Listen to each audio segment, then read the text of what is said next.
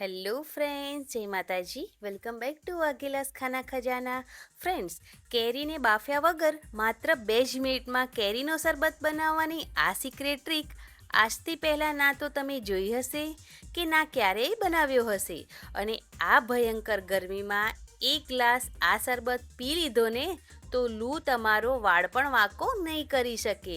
તો ફ્રેન્ડ્સ, આજની આ રેસીપી તમને પસંદ આવે અને તમે હજુ સુધી ચેનલને સબસ્ક્રાઈબ ના કરી હોય તો કરી લેજો. લાઈક, કોમેન્ટ અને શેર જરૂરથી કરજો. તો ચાલો શરૂ કરીએ. તો સૌથી પહેલાં મેં અહીંયા 250 ગ્રામ તોતાપુરી કેરી લીધી છે. તમે કોઈ પણ કેરીનો ઉપયોગ કરી શકો છો.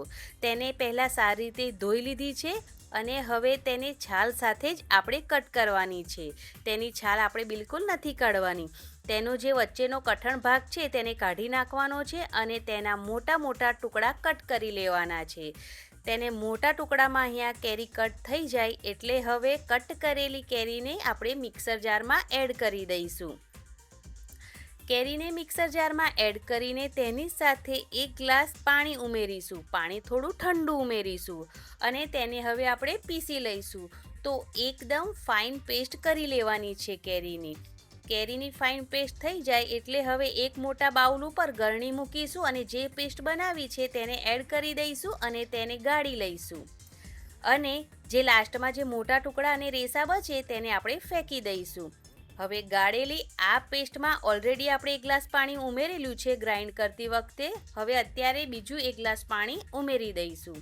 હવે તેને મિક્સ કરી લઈશું અને થોડા મસાલામાં અડધી ચમચી જેટલો પહેલાં આપણે સંચળ પાવડર ઉમેરીશું અને સ્વાદ પ્રમાણે આપણે જે નોર્મલ મીઠું આવે તે ઉમેરીશું.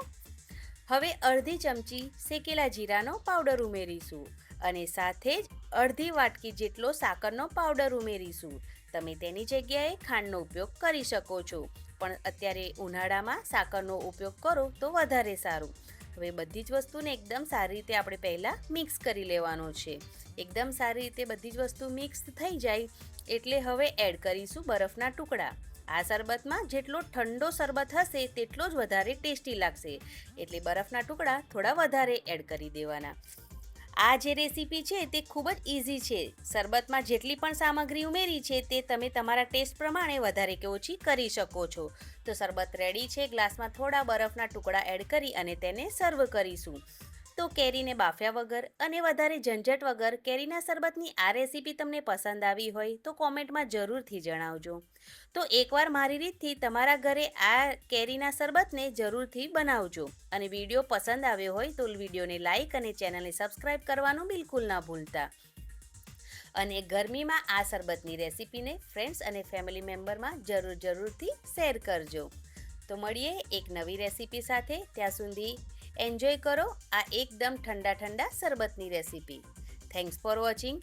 By bye. Take care. જય માતાજી. આવજો.